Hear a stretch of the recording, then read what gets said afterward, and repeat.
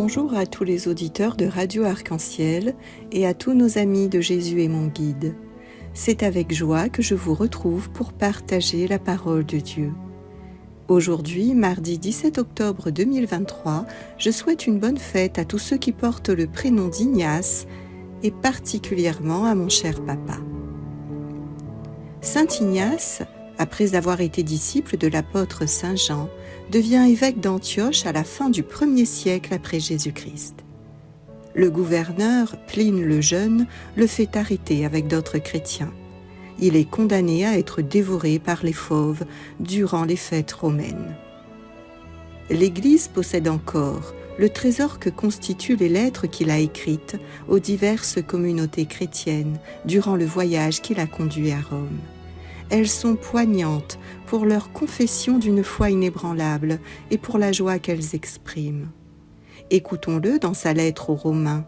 « Il n'y a plus en moi de feu pour aimer la matière, mais une eau vive qui murmure et dit « Viens vers le Père ». Que saint Ignace d'Antioche soit pour nous tous un modèle de l'imitation de notre Seigneur Jésus-Christ.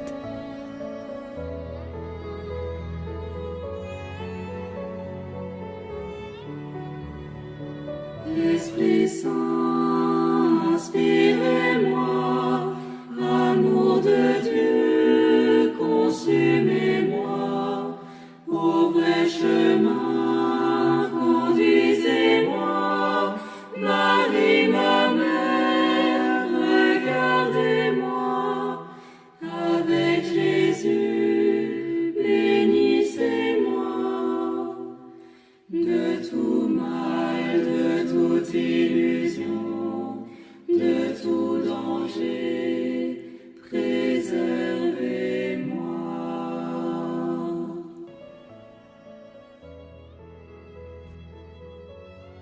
Lecture de la lettre de saint Paul apôtre aux Romains.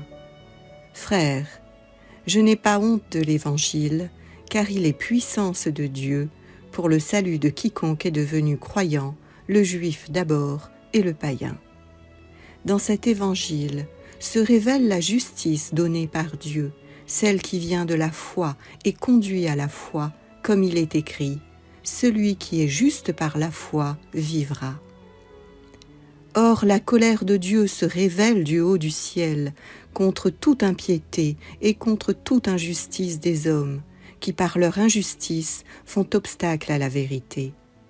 En effet, ce que l'on peut connaître de Dieu est clair pour eux, car Dieu le leur a montré clairement. Depuis la création du monde, on peut voir avec l'intelligence, à travers les œuvres de Dieu, ce qui de lui est invisible, sa puissance éternelle et sa divinité. Ils n'ont donc pas d'excuse, puisque malgré leur connaissance de Dieu, ils ne lui ont pas rendu la gloire et l'action de grâce que l'on doit à Dieu. Ils se sont laissés aller à des raisonnements sans valeur, et les ténèbres ont rempli leur cœur privé d'intelligence. Ces soi-disant sages sont devenus fous.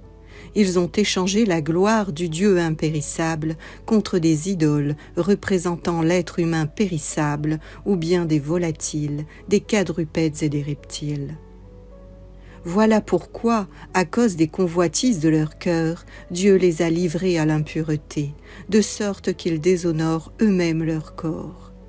Ils ont échangé la vérité de Dieu contre le mensonge, ils ont vénéré la création et lui ont rendu un culte, plutôt qu'à son Créateur, lui qui est béni éternellement. Amen. Parole du Seigneur. Nous rendons grâce à Dieu.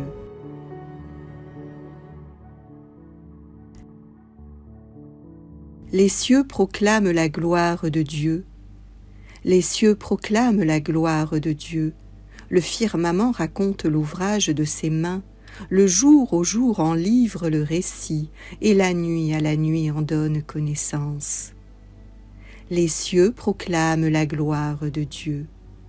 Pas de paroles dans ce récit, pas de voix qui s'entendent, mais sur toute la terre en paraît le message et la nouvelle aux limites du monde. Les cieux proclament la gloire de Dieu.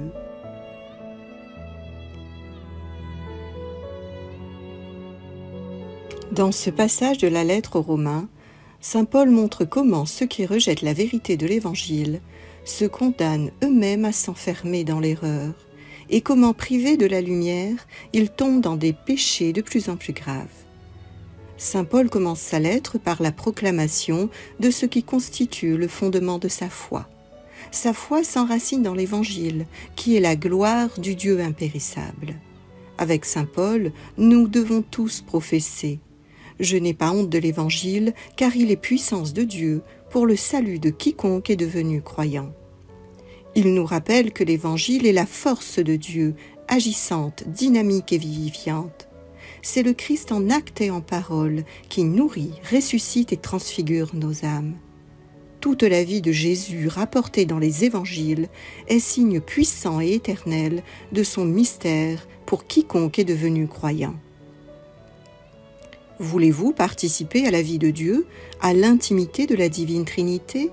Méditez l'Évangile, car ces paroles ont été écrites pour que vous croyiez et qu'en croyant vous ayez la vie dans le nom de Jésus, nous révèle saint Jean.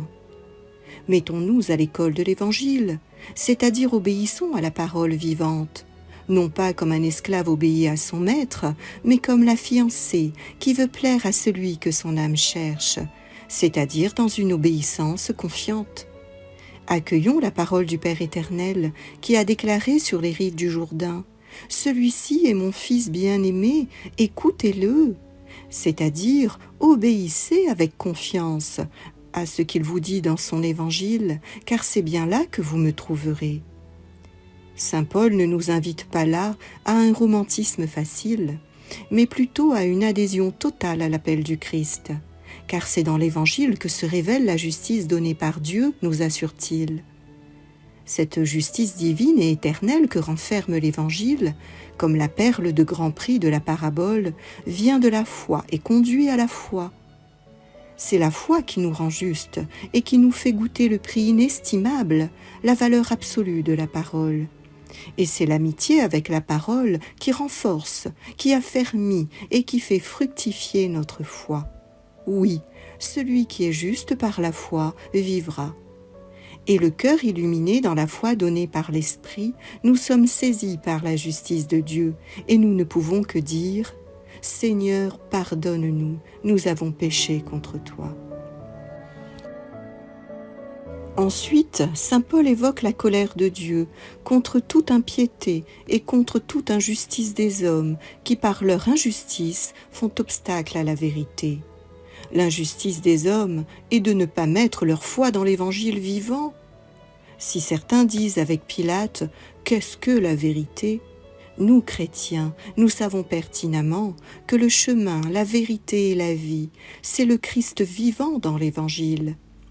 Alors, contre ceux qui refusent la vérité, se manifeste la colère de Dieu, dit saint Paul. Cette colère de Dieu, c'est son indignation, c'est son dégoût, son aversion pour le péché de ceux qui refusent obstinément la vérité contenue dans l'Évangile. Oui, ceux-là sont responsables de leur impiété, car saint Paul nous dit que ce que l'on peut connaître de Dieu est clair pour eux, car Dieu le leur a montré clairement. Depuis la création du monde, on peut voir avec l'intelligence, à travers les œuvres de Dieu, ce qui de lui est invisible, sa puissance éternelle et sa divinité. Ainsi, chaque homme de bonne volonté a la preuve de l'existence de Dieu dans la beauté du monde et de l'univers, comme le chante le psaume 18.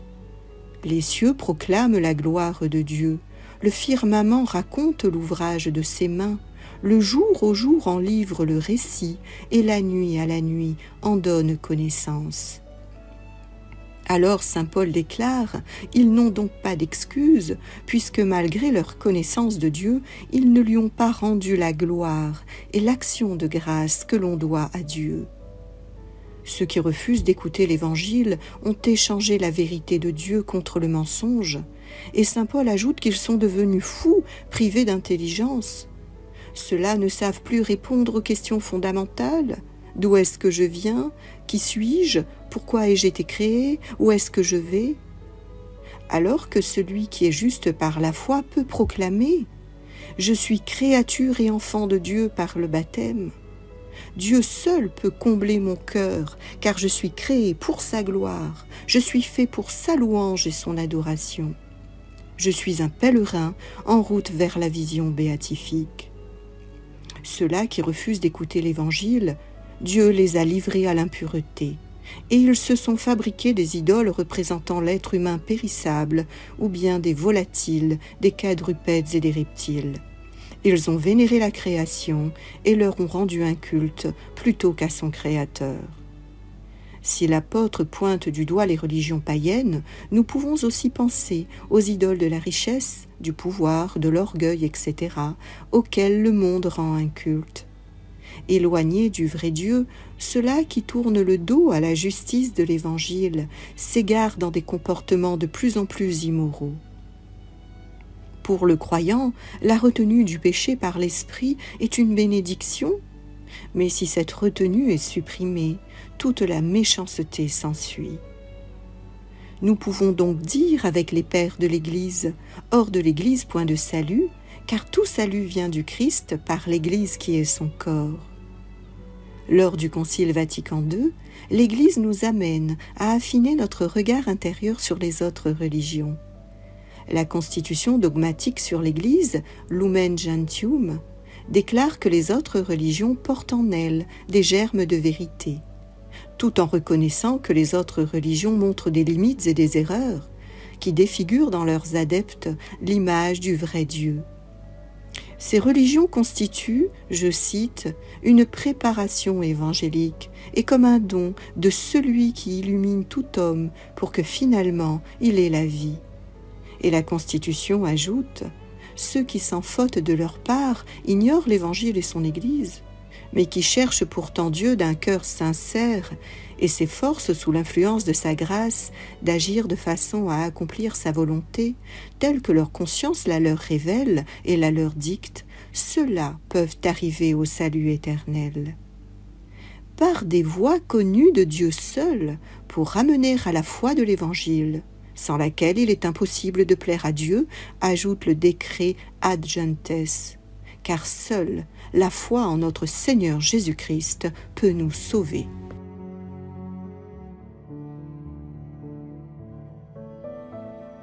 Je t'acclame, ô Dieu, ô éternel, car rien n'est plus grand que toi. Je te chante, ô Père immense, à toi louange éternelle. Loué sois-tu, Seigneur, toi que proclament les prophètes. Le ciel et la terre sont remplis de gloire. À toi, Père, toute la joie. Je t'acclame, ô Dieu, ô éternel, car rien n'est plus grand que toi. Je te chante, ô Père immense, à toi louange éternelle. Loué sois-tu, Seigneur, toi dont témoignent les martyrs. Tu ouvres les portes de ton royaume. À toi, Père, le chant de gloire. Je t'acclame, ô Dieu, ô éternel, car rien n'est plus grand que toi. Je te chante, ô Père immense, à toi louange éternelle. Loué sois-tu, Seigneur, toi que le monde entier annonce. À toi tous les hymnes de l'univers, à toi, Père, notre louange.